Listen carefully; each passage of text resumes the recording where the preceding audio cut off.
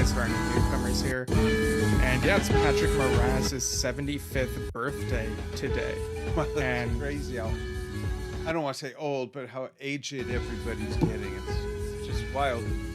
Being my yeah, age, having grown up with the music, they were already old when we started listening to it 20, 30 years ago. right. But just thinking about how, some of these people are high up there, but they're still doing stuff. And it's very inspirational to see that they're doing what they love to do. That that's the amazing part is how good they still are. It's kind of mind blowing. Even if they have to change the keys sometimes for the vocalists, I don't care. You know, it's really interesting. It's great to see everybody active who is still active from the era of the '60s and '70s and even the '80s now. Yeah, the 80s are kind of feeling really old now. I mean, yeah. Um, so for this episode, I came up with this idea that hey, since Patrick's turning 75, we should call it Patrick Moraz Live 75, and that's a good excuse for revisiting stuff like QPR, the Yeah, live 1975 at QPR concert. we have some Um, great QPR stuff that we'll show in a bit, but first let's talk about Patrick yeah, and well, from that tour, yeah, but yeah, yeah. his music and what he brought to Yes and all of that. Where do you want to start? Well, first off, this was something I was thinking about was how, there's not a yes lineup that's, well, okay, so I'm trying to make sure I get all my wording correct. So I think Relayer is the only album that, obviously it's the only album Patrick Moraz is on, the only Yes studio album, and I think he's the only member who's only been on one Yes studio album. That's correct. Because like even Trevor Horn, even if you leave out Return Trip, he still sang a little bit on 90125, and you also got Jay doing percussion on The Quest, even if he wasn't a full member, and Igor on Open Your Eyes. So He's but certainly the only full contributor that's on only one album. yeah, but this is something we talk about. Like for someone who was only on that one album, he still left such a mark within the band and in prog for that matter, because Relayer is such a legendary album. Yeah, and there's actually a lot of angles to that. And folks, by the way, chime in and let us know where you're watching from and let us know what you think of Patrick's music with Yes, without Yes. We'll get into some of his other work as well. But the interesting thing about his work with Yes is like you said, he's only on one album. He had so much effect on that one album that it sounds different from everything they had ever done, even though the other four members were on the previous, not counting Yes songs, one album, I guess. Yeah, I was just thinking, but yeah, it does feel like Alan was there for much longer, but then you think about it, it's like, oh yeah, he was only just one studio album before Right, that, but but still. then yeah, then moving forward, there's nothing that sounds like, oh, that's got some Moraz influence. No, nothing does, except the album he's on. And I think that that goes to show what a huge mark, like you said, he made on the band and their music. And what's interesting to me is when you listen to the studio version, and maybe even more so the live versions of the Relayer tour, whether it's the replications of those three songs on the album and the other stuff that they did that Pat did not play on. Where was I going with this? Oh, the latitude that they gave him on the sounds he used and his own style for like Close to the Edge and You and I and stuff like that. It's just so different that I'm kind of, I don't know why, surprised that they said, yeah, just be you. Now normally you would kind of expect that, but just be you to Patrick Moraz was so different from anything else they had, and just that fusion effect that he had, on the band. The only other person I could think of that might have had the same type of effect, and I'm not really comparing agility or ability, but just style wise a little bit, would have been if Jan Hammer joined Yes. Mm. That's probably the only other keyboard player I could think of that would have had such a profound difference only on that album, not moving forward, because he could have left and they could have got someone else and carried the theme of that on. And they said, no, we're going to leave that one stone there. That's it. And I think that's interesting. Yeah, because I think the reason they didn't keep him for going for the one was that the rest of the band wanted a different direction, and Patrick's sound wasn't quite what they were feeling at the time. And Patrick also talked about in an old quote like some pressures within the band. So it's kind of interesting Really? how, And yes. yeah, how they have that sound on Relayer, and then a couple years later they're like, you know what, we're gonna go in this direction, which happens in music. But Sure. Patrick looks back fondly on the legacy that he has with Yes, and And it's cheers him on when interesting he that the can. legacy is from one album and one tour. But there's another interesting trivia question that really was birthed on this show that someone would only know if they either watched this show or someone told them who learned it from this show. And do you know what that might be? um I'm not sure, Okay. but I'm ready to hear it and perhaps correct it if need be, depending on what it is. Steve's used to that. No, no, no. This will not be a correction. Okay. So not only did Patrick only play on this one Yes album, but this album cover by Roger Dean was voted most liked most amount of times in our own poll that we did leading up to a Roger Dean birthday, and on that show it got the most votes. And Uh, that's in it itself is an interesting tie to their sixth member, if you don't count Eddie Offord, Brian Lane, or Alex Scott, or any of the management. But really Roger Dean would be the sixth member, and it happens to be the most voted for album cover that he did for Yes. yeah, I couldn't remember the numbers, but it was definitely high up there. It's a favorite. It's just striking. It fits that Gates of Delirium theme. And yeah, Relayer is probably my second favorite Yes album still, right behind Tales. Yeah. Um, so yeah, and you kind of touched on it, the sort of things that Patrick did a bit differently on some of the songs live, and it's kind of surprising, but also kind of not when you remember that Rick Wakeman did his own take on some of the Tony K stuff. But That's true. yeah, but rewatching the QPR concert was a nice chance to, I was watching it, taking it in again, but paying closer attention to Patrick, and he looks like he's like having a great time. You catch him like smiling and stuff during stuff like Sound Chaser, Sweet Dreams, Ritual. What were some of the quirks of how he played certain bits in that concert that you noticed? One of the first things is and this isn't really a spoiler, but in Close to the Edge, which is the first song following Firebird Suite, that whole instrumental beginning, the way he's literally just hammering at the organ, the parts where Rick would have been going,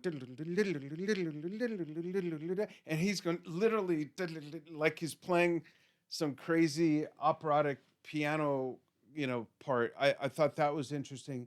Um, and the way he used the organ was reminiscent of the original studio version, but at the same time was even more exaggerated in his own style. Little things like that. Um, his solo takes, or rather his take on the solos that Rick would have done, like in And You and I and Close to the Edge. Clearly, he infused his own style, but still maintained a certain level of integrity to the original version. It's not like he went like, "What is he playing?" It doesn't go anything like it's not like that, but it's certainly a different style. Plus, I think he has the thickest hair and eyebrows in prog music. And Yeah, what about you? possibly. What did you notice? Yeah, well, during Close to the Edge, at the beginning of that final section, Seasons of Man, there's a bit where, if the instrumental bit, he sounds like he is playing something kind of reminiscent of sound chaser, kind of like that, like kind of Yeah, fusion esque. And that was like, huh, I'm not sure that I ever noticed that before.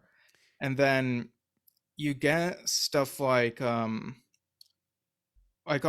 Sweet Dreams, he adds his own flair on the keys, and on the original album Time and a Word, Sweet Dreams always felt kind of plain to me compared to the other material on that album. yeah. But in the live setting, like here and songs from Songas, they've really managed to I bring love that that version. song That's my favorite to life. version. Yeah, like bring more energy to it than on that. And um, I think there was also another bit on Close to the Edge where the the frequency on one of the bits sounded a bit different from what we're used to. So again, there are bits like throughout this concert where he kind of does more of his own thing. Yeah. And it made me wonder if like he asked if he could do it or if they like heard him play it and then were like, "Oh yeah, let's go with that" type thing. And I wouldn't be surprised if they welcomed that departure from where they had just come from, kind of like rebooting their identity in a way, which they certainly did. They may have even corrected or even overcorrected. But before we go to comments and before we go down the track list of the QPR show and basically that tour, I want to show a montage of Sound Chaser from that. And then I have a comment about the whole QPR audio. Okay. And All right. well, before you do that, let me read a comment that just came in. Let's see. Eli Golden says tuning in from Ohio, and Peter De Amor says, "Hi guys," and this is a quote from Chris Squire that Peter's sharing. A Swiss rock musician probably plays very well in time. Yeah, absolutely. And Yeah. Chris also had said regarding Pat's departure, there's a few different stories on that. I'm sure it's somewhere in the middle, but Chris at one point had said he just stopped showing up and returning calls. Uh, So I don't know. yeah, I think there was a point where Rick was like that as well. I think prior to Drama. So Yeah. interesting. Yep. All right, here we go. Some Sound Chaser from QPR. Check this out, folks. We'll be right back in just a bit.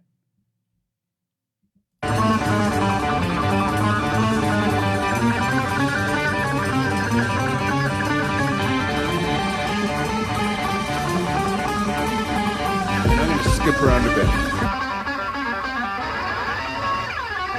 Make sure we feature.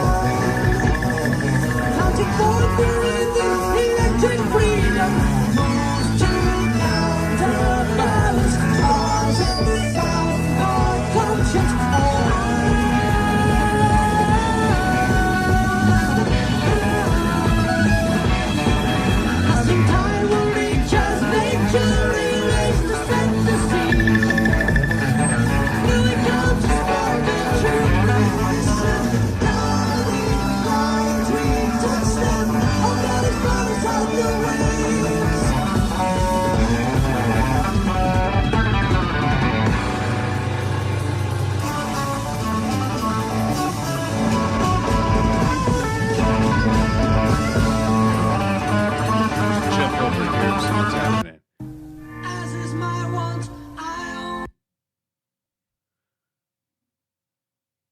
It's refreshing. Stand by.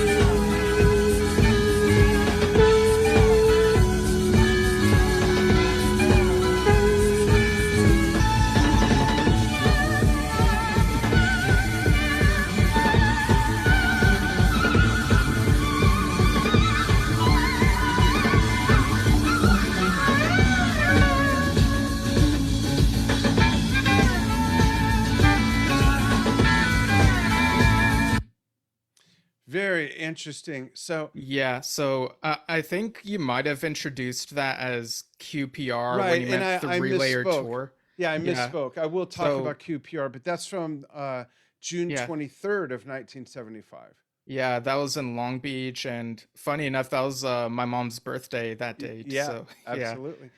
so that was from that concert, and this person on YouTube named Head Gilboa edited, synced, and mastered the audio against these snippets from that show. So really cool stuff.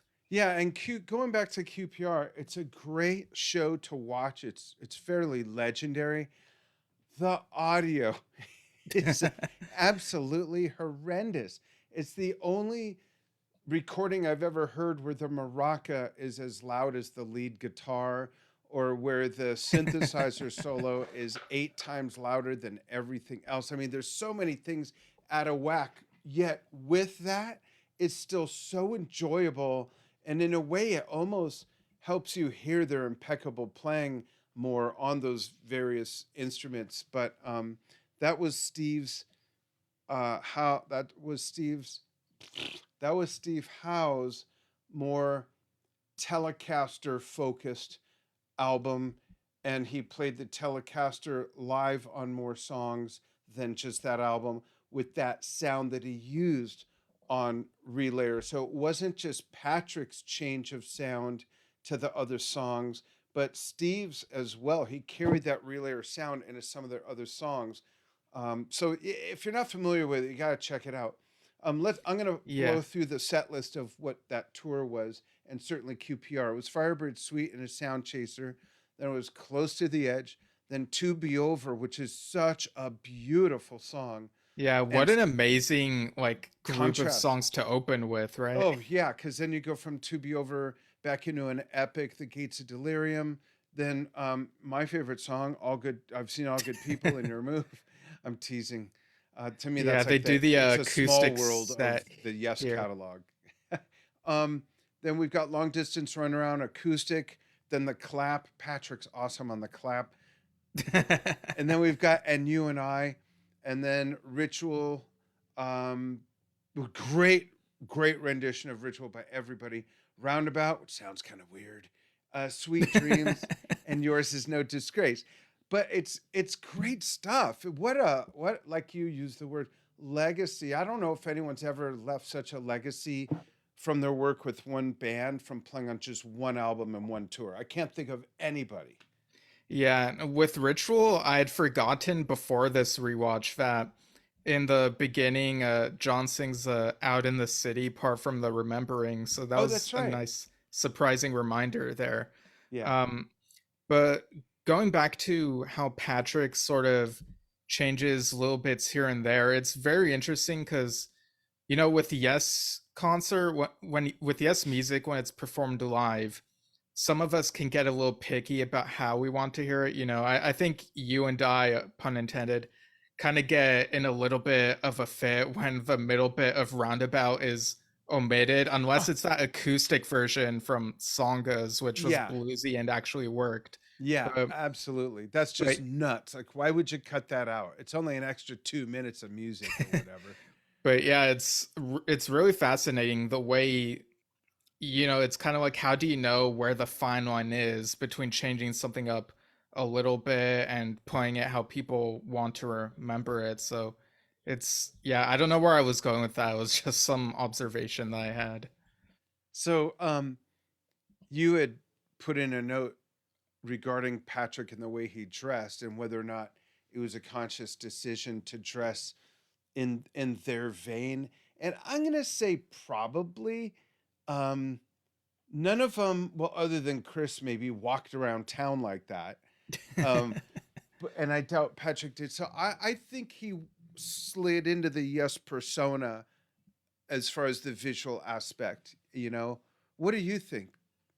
Yeah, I think so too. I'm just kind of curious about whether he decided on his own or if maybe other band members suggested it, but I do think it was a conscious decision to try dress like the rest of the band, because you see what he wears in other places, especially like in recent years, like maybe he'll have like a Hawaiian shirt or Right, something, and either that would that or a have blazer and a collared shirt.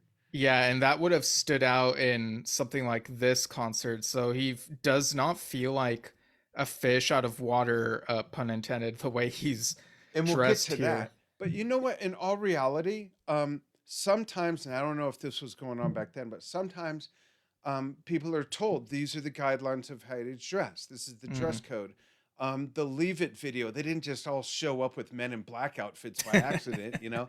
Um, you don't know this, but back around the time you were born, yeah, right around then, I was when AOL had instant messenger, I became a little friendly with Rob Halford of Judas Priest, and he was doing his own thing, and I was messaging with him from time to time, and he said he was looking for a drummer, must have tattoos, must be shaved, must wear leather, like he had. This is the look we want. So you never know.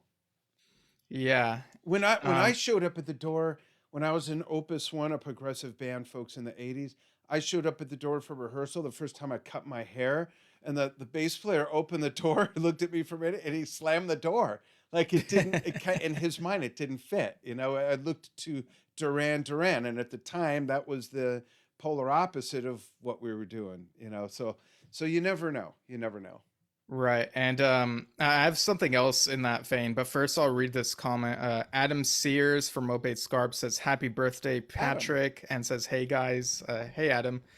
Um, but yeah, you have a good point about how with some bands it kind of feels like there's a uniform. I feel like maybe in recent years that has loosened up, at least a bit in Yes, although when Benoit joined the band, there were some times when I noticed it kind of felt like he was dressing similarly to John. And you and I have talked about this, and I well, think and your and take John was, Davison as well. yeah, and I think your take was he wasn't necessarily trying to emulate John, like how John dresses, but trying to wear what he thinks conveys the spirit of Yes music from a singer's Yeah, perspective, if you that makes could sense. say it's a uniform to a degree. Right. Yeah, but there were times when he wore an outfit that looked really nice that wasn't like something John would wear. I think it was like a green blazer or something. So That's because I he had thought, just won a yeah. golf tournament. Oh, just kidding.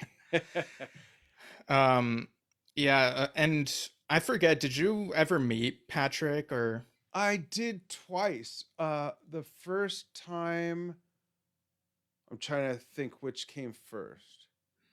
Maybe they're around the same time. So Alex was born. Okay, so the first time was your brother. So the first time was backstage, or really in the Forum Club at the LA Forum during the Union tour. I met him there where all the band members and their families and other people were, and he was tooling around. And I met him about 2 years later because Alex was in a stroller, and I went to a West LA Music, which was a big music store in West LA at the time, at the airport, at the Hilton Airport in LA. And Pat was there, and I met him again there. Yeah. nice? Yeah. And I just gotta like mention again, his solo in the QPR concert, um, excerpts that would end up on Story of I. It just sounds so him, Yeah. and it's done like he plays so well, and you really get the flavor of what his music is like. We And covered that, folks, in our solo series of Yes members, and it's a great album. And I'm going to throw some pictures up, which is different than throwing up. I'm going to throw some pictures up of Pat while we're doing this through the years. There he is with the guitar. yeah. See what else we got. And then we'll read some. Are there any other comments you want to read while I'm doing this? Um, I see we have a few on here. Like I don't see any live comments at the moment apart from Okay. what we've already read. So yeah. It's a classic one from the tour. Right. And after we read those comments, we'll also talk about the announcement that came out recently about Yeah. Pat's, And which his is other really work cool. as well. Yeah. There he is with Jeff and Steve. Steve either was tired or the light was bright or he blinked. Right. And this was posted on the Yes Facebook page, like the official page. So Apparently, it was backstage at Foxwoods Resort Casino in 2017, according to this.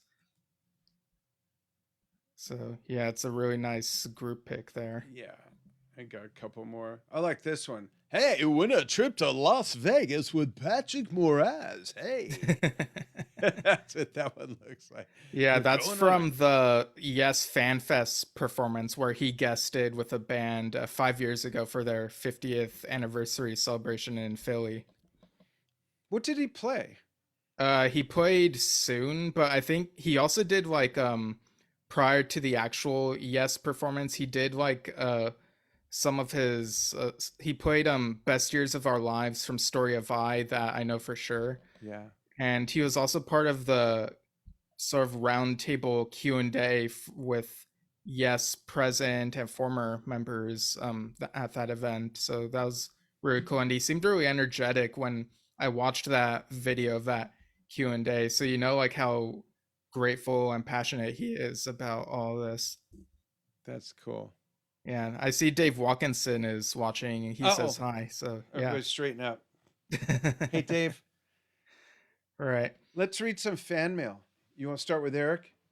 Yeah, Eric Mendelos says, I met Patrick in San Francisco at a late night Chinese restaurant in North Beach. I went to say hi and he motioned me to join him. We had a great, although a bit off the wall conversation. I would So, love to know about what. I mean, talk about leaving an open loop. Let us know what that was about. right.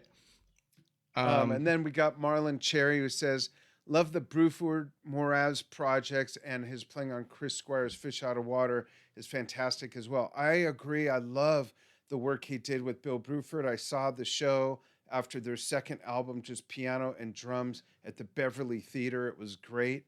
And of course, his work with Chris on Fish Out of Water is great. Absolutely. Yeah, it was cool that they got him on that and on Steve Howe's Beginnings. You Yeah. know, people were guesting on like their solo albums, and that was a really cool thing. Yeah. Rick Harrison says, happy birthday, Patrick. I love his work with Yes, the solo work and collaborations. Nice. Want to talk about the So announcement? yeah, I wasn't sure if there was anything else you wanted to bring up, but we can go into the announcement. Okay. So this came out on the 16th, so about a week ago. This is from Prague Stock, and they said, exciting news. Patrick Moraz joins the lineup for Prague Stock 2023 and hosts an exclusive event for patrons and Prague-ducers. So from what I can tell, people can buy a ticket from this link, which I'll put in the comments, progstock.simpletix, that's with an X.com. And Progducer is like a higher tier, so it costs a bit more, and people who get that one will be able to go to this well, do you want to read through like Yeah. some of the stuff that's on the schedule? Yeah. The current 3 day schedule that starts Friday, October 6th of this year, 2023. 1:30 Unbelievable Experience with Patrick Moraz for producers only. Then at 5 p.m. I don't remember where this is, so I don't know what that local time is. But then they've got Oh, so this is I actually got this at the Williams Center in Rutherford, New Jersey. Jersey. Okay, so that's Eastern U.S. time. Um, Ad Astra, followed by Travis Larson Band. Then the Mahavishnu Project. I'm not sure if that's a tribute band or includes any of the members from the Mahavishnu Orchestra. I think it's a cover band that I've seen. In fact, I think Jason mentioned them about he and I having on the Drum Talk TV show um, um, Tribute tribute to to the the tributes. tributes. Yeah, thank you. Jinx, you owe me a pop. Oh, I don't drink pop. Then Saturday, October 7th, we've got new album party with Mile Marker Zero, then Azio Lacry, then Randy McStein, followed by Matt Dorsey Band, then Rachel Flowers, followed by Dave Kersner Band. Wow, that's a heavy day Saturday. I'd love to see that. Then on Sunday the 8th, you've got Listen, Meet and Greet with Space Junk is Forever. Um, Dave Bainbridge and Sally Manier is after that. Then Mystery, then Patrick Moraz, followed by Unitopia. That's a really neat 3 day thing. That middle day, there's some great stuff there. Randy McStein, Matt Dorsey band, Rachel Flowers, the Dave Kirshner band. Maybe we'll have Dave on ahead of that. Have him on again. Yeah, that could be cool. Yeah. Um, so do you have like any, well, I don't know like if there's like a lot we can guess from based on like what we're most familiar with, but what do you think Patrick's set might include? I think guessing. When I say I'm sure, I'm pretty sure he would play the proverbial soon. But I'd love to see him play with a band and do like a medley of some of Gates, some of Sound Chaser, the solo from To Be Over. Kind of put something together like that. And of course, it'd be great to hear him do stuff from his solo album that we love so much. Uh, Beyond that, I don't know. But what do you think? Yeah, I think he'll probably play soon. It'd be cool if he also includes at least some of Sound Chaser because that feels very him. Yeah. And I love Story of I, obviously, and I need to do like a deep dive of his further solo albums because I'm sure there's some great stuff he could sort of sample from those, and it could be a nice gateway for people not as familiar with his solo material. So I'll throw one thing out there I'd love to see. I'd love to see Billy Sherwood be a surprise guest and him with the band and Patrick do Hold Out Your Hand in honor of Chris. Oh, that would be cool. That would Yeah. really be great. Just Yeah. saying, Billy. Let me text him right Yeah, now. and it's really nice that Progstock got him for this, and Patrick, and it's part of it is thanks to Relayer, but he's a great musician in his own right, of course. But Relayer really made him known in Yeah. prog circles, I Well, think, I was the going to say, most. I think it's interesting that he's not exactly in the mainstream public eye as far as music, but over these last, I don't know, 10 years or so, he's been kind of crowd surfing these events, Yeah. from what he's popping up here, popping up there. I think it's great. Yeah, I think Tony K did that as well at some prog event recently. So it's always fun when that happens. You like see the familiar face and you're like, "Oh wow, it's you" type thing. They should do a special cruise dedicated to him called Cruise Chaser. Cruise chaser. Yeah, and Cruise I know Layer. this is a little bit. Well, did you have anything else to say about this before I mention No, something? it looks great. Gosh, it's tempting to go, but there's so many things surrounding Drum Talk TV around that time that I don't know how feasible it is, but you and I will talk about it. Wouldn't that be neat to go to? That'd be really cool. Go for all 3 days. You can't just go Right. for one day. I'm pretty sure I can get us the day off. Right. It would I be a mean, work related trip. So, yeah.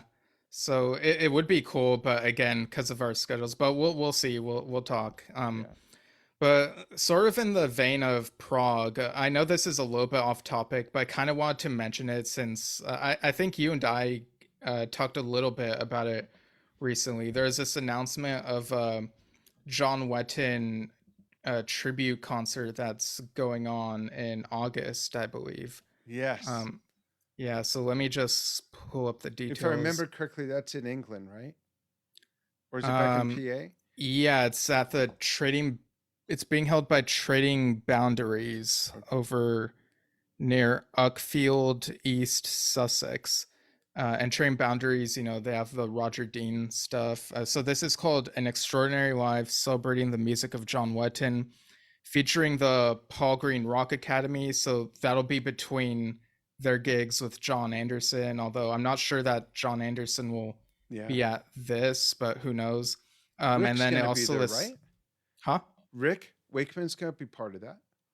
I don't see his name here. I'll just blow through the names real quick.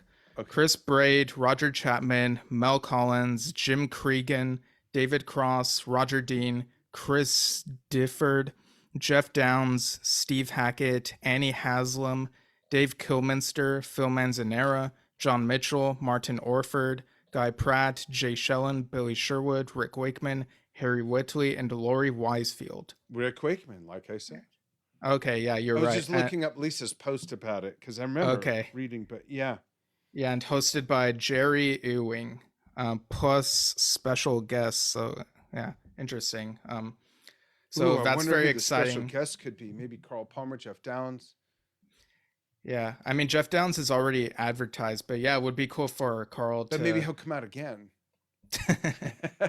yeah, or his clone, or I don't know, but yeah. So all that is to say, like between that and Prague Stock and like some other events coming up, like it's great to see that Prague is very much alive and celebrating like all these people, and like it's just such a great genre, and it's really cool seeing how connected a lot of the musicians are. Yeah, absolutely. And a great honor to John. Well, oh, I wonder if they'll make a DVD of that. That'd be great. Oh yeah, that would be cool. Yeah. Oh, Adam Sears just commented again, saying, oh, he has a pic taken on Cruise v Edge 2017, along with another favorite keyboardist of his, Okumoto. Sorry, I almost misread that. So yeah, I'll try to. Is that Japanese eh, for Rick Wakeman? no. I'm teasing. uh, oh yeah, that's a really cool pic, Adam. Yeah, so thanks for sharing that in the comments. But yeah, Patrick seems like a very friendly guy, Like looking back, when I was a kid and I watched the QPR concert and listened to Relay or looked at the photos, I guess I kind of had this idea that, unless I see these musicians in interviews, I kind of just assumed they were kind of stoic and serious. But watching interviews later on and some other things, like evidently, no, Patrick was very exuberant and like a really fun person to talk to from the looks of it. In a way, it matches his music, in a way, Yeah, like it can get wild and really out there, which is really fantastic. Yeah. Um, I still just want to reiterate that the one album he was on and what a mark that is left on lots of things. We talked about the album cover, the fact that it's one of the biggest things he's known for, and it was one album with that band. It's a lot of people's favorite Yes album that are into the progressive stuff. It's certainly, arguably, if you look at Close to the Edge and Tales, it arguably, even with those three, is the most coloring outside the lines and just trip into bizarreness, yet you've got To Be Over that sounds so grounded and beautiful. And with only three songs on the album, I think that song is the one that really shows the vast abilities those five guys had, because it is just so different than the others. It's fascinating how, again, you use the word legacy can be created just from an appearance with a band on one album and one tour. That's it. Yeah, it's kind of like how when Tom Brislin toured with Yes, suddenly his name was on everyone's radar in the prog sphere, and now Yeah. he's with Kansas. He's with Kansas? Yeah. Just kidding.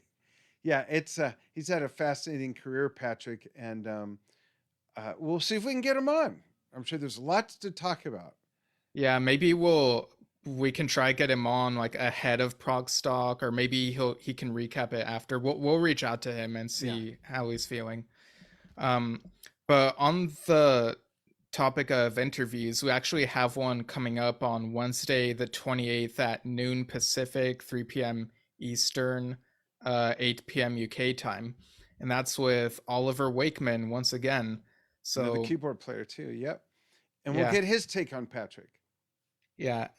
Oh, yeah, I guess we could. I Um, don't think we talked to him about Patrick before. yeah, because I remember. Right, yeah, I don't think we brought Relayer up in that interview, so I'm curious, like, if he has like any. Well, we'll see what we can squeeze in, but yeah, we'll try to do that, and we'll also he had some nice John Wetton memories in the biography that we read, so we'll touch on that, I'm Yeah, sure. that was great. And he has the Summer's End Festival coming up also in October, around the same time as Progstock, I think, but it's in England. So we'll Mm, talk about that and a couple other things. And yeah, it'll be great. So yeah. awesome. Folks, thanks for following what we do. Oh, can you read that from Dave Watkinson, please? It's too small for me. Oh, so Dave Wilkinson says, guys, there's a new live link for Trading Boundaries. It is a 20 pounds sign up. They're doing gigs at as an experiment, building up to that major event on August 3rd. So that'll be the John Wetton event, which is the same day as Yes started. I think he means that August 3rd is the anniversary of Yes's first gig. But yeah, I noticed that as well. So Dave continues, maybe just a coincidence. Check out Trading Boundaries. Everyone sign up. So Cool. yeah, cool. Um, Awesome. People definitely check out Trading Boundaries. Yeah. Thanks, I Dave. saw them display Roger Dean's stuff before that Close to the Edge 50th anniversary concert last year. And again, I meant to do some more work on that video this week, but some stuff came up. But people, I promise I'll get back into editing it after this weekend. I'm going to be spending time with my mom. For her So, birthday.